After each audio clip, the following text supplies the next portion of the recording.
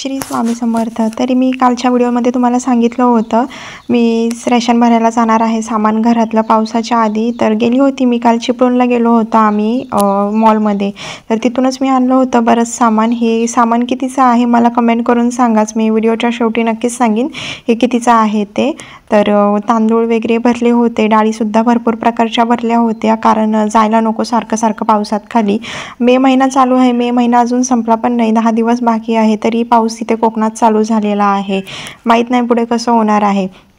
तर सगळ्या डाळी मी 1-1 किलो भरून घेतलेले आहेत कडधान्य, कारण भाजी नसली तरी पण कडधान्यावरती काम होऊ शकतं म्हणून। शॅम्पू पण एक्स्ट्रा स्टॉकमध्ये भरलेले आहेत। या ज्या कॉलिनच्या बाटल्या आहेत आणि डिशवॉश बार जे लिक्विड होतं ते पण मला आहे ना खूप स्वस्तात भेटलेलं आहे, 100 रुपयाला 2 भेटलेले आहेत। तर शॅम्पू पण आणि साबणसुद्धा। तर सगळ्यात आधी मी साखर भरायला घेतली कारण माझी आधीची 1-1.5 किलो साखर होती आणि मी काल येताना परत 6 किलो साखर भरली होती 2-2 किलोचे। तर म्हटलं डब्यात जागा नव्हती होत म्हणून मी आधी ही डब्यात काढून घेतली। एक्स्ट्रामध्ये हा डब्बा आहे आणि जे रेग्युलरला असतो माझा साखरेचा डब्बा तो पण मी फुल भरून ठेवला आणि जेवढी स्टीलच्या डब्यात बसत होती ना साखर तेवढी मी ठेवली भरून। आणि नंतर निरमासुद्धा घेतला भरून कारण जास्त जागा नाही आहे कुठं ठेवू हे सर्व, म्हणून जे ते ज्या ज्या डब्यामध्ये आहे जिथलं ते भरून घेतलं। निरमासुद्धा भरून घेतला मी आणि निरमा मी आता चेंज केलेला आहे, लिंबूचा आहे पतंजलीचा। बघू हा कसा आहे, हा चांगला असेल तर नेक्स्ट टाईम मी हाच यूज करीन। तर आणि मी तांदूळसुद्धा भरले होते यावेळी कारण रेशनचा खाऊन मला कंटाळा आला होता भरपूर, आणि गहूसुद्धा भरलेले आहेत। आणि यांनी बॅगसुद्धा घेतली त्यामुळे थोडं बिल झालं आणि तेलाचा डब्बा त्याचेच 1200 रुपये झाले तिथे। तर हे पोहे वगैरे पण मी एक्स्ट्रा स्टॉकमध्ये भरून ठेवलेलं होतं कारण पावसामध्ये इथे भरपूर पाऊस असतो आणि खूप त्रास होतो यांनासुद्धा गाडीवरून जाताना, त्यामुळे नको म्हटलं काही जायची गरज नाही आहे पावसा पाण्यातून खाली, एक्स्ट्रा भरून ठेव। 2 महिने जरी गेले तरी काही टेन्शन नाही आहे, नंतर पाऊस कमीच होतो। मी हा एक काल स्टीलचा डब्बा घेतला होता 150 रुपयाला। तर कसा आहे मला नक्कीच कमेंट करून सांगा कारण मला तर खूप आवडला होता। आणि याच्यामध्ये मी छोट्या छोट्या गोष्टी भरत होती त्यामुळे खूप लांब होत्या म्हणून मी अशी इथूनच लांब होऊन घेत होती कारण उठायचा बसायचा मला आला होता खूप कंटाळा।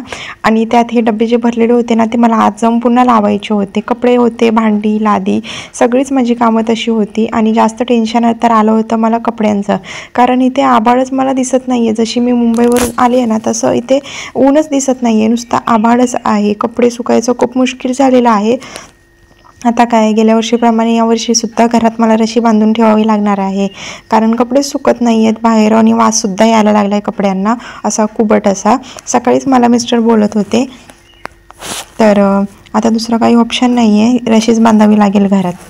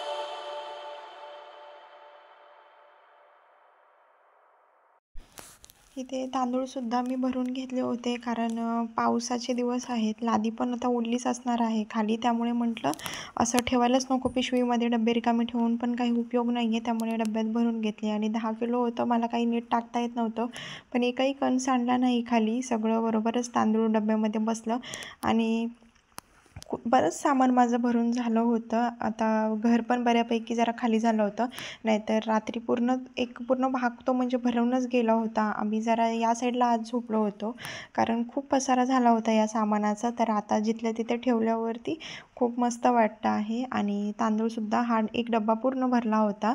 तर आता दुसऱ्या डब्यामध्ये बाकीचे उरलेले घ्यावे लागतील. आणि हे 60 रुपये किलोवाले तांदूळ आहेत. त्या मॉलमध्ये ज्या ताई होत्या त्या सेक्शनला कडधान्याच्या, त्यांनी मला सजेस्ट केलं हे तांदूळ घ्या म्हणून, खूप मस्त आहेत म्हणून मी हे घेतले. बघू, आज पहिल्यांदाच मी करणार आहे संध्याकाळी. आणि काय करणार आहे तर नॉर्मल भात नाही करणार आहे, खिचडी करणार आहे. बघू कसा वाटतोय. आणि याचं नाव आहे वाडा कोलम. तर तुमच्याकडे पण भेटत असेल तर तुम्ही पण नक्कीच ट्राय करा. खूप सुंदर आहे आणि बारीकसुद्धा होतो.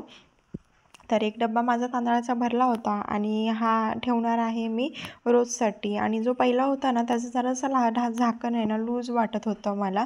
आणि जेव्हा मी झाकणाला पेपर लावला ना, न्यूजपेपर, आणि जेव्हा झाकण मी बंद केलं ना, तेव्हा खूप मस्त घट्ट बसलं झाकण. आणि आता बरं थोडंसं सामान राहिलं होतं, लापसी, परत मग मेथी, चटणी असेच पॅकेट राहिले होते खाली धुपाचे वगैरे. ते ठेवलं की मी झाडू वगैरे मारायला मोकळी होती. आणि हे लेस वगैरे पण मला ऑफरमध्येच भेटले. 40 रुपयाचं एक पॅकेट आहे ना, ऑफरवरती होतं. एक घेतला की एक फ्री, म्हणजे 40ला 2 पडली, 20ला 1. 40चंच पॅकेट 2 भेटले 80चे, पण त्याचे पैसे धरले फक्त 40 रुपये.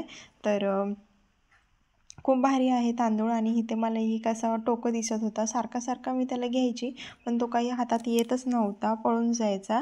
तर तो काही मला शेवटपर्यंत भेटलाच नाही. म्हटलं जाऊ दे, तो येईल, आला नाही आला. मग केला हा पण डब्बा बंद आणि ठेवला साईडला. तर आता हे जे तेलाचा कॅन वगैरे आहे तो पण आम्हाला 700 रुपयाला पडलेला आहे 5 लिटरचा. तर फायनली आत आली होती आता मी, कारण बाहेरचं सगळं मी झालं होतंच माझं भरून. तर इथे पहिलं रॅकवरती मी कागद टाकून घेतला, कारण कालच रॅक मी पुसली होती, घासली नव्हती, कारण लोखंडाची आहे. पाणी राहिलं तर उगाच गंजून जाईल म्हणून मी काही याला घासली नव्हती, ओल्या कपड्याने पुसून काढली फक्त. तर ही बॉटल जी आता मी ठेवते, तुम्ही बघतच असाल, ती पण मला 100 रुपयाला 2 पडली. आणि ही लिक्विड आहे डिशवॉश, ते पण मला 100लाच 2 भेटलेले आहेत. आणि हे सोनपापडीचं पॅकेट पण एकावर एक फ्री भेटलेला आहे. तर बऱ्याच गोष्टी आहेत ज्या मला ऑफरमध्ये भेटल्या आहेत. आणि हा साबण आहे, हा पण मला खूप स्वस्त भेटलेला आहे. हा बंडल कपड्यांचा साबण आहे तो. तर हे मी लावत होती, कारण बाथरूममध्ये पण जागा नाही आहे, बाथरूममध्ये पण ऑलरेडी सामान आहे साबण वगैरे.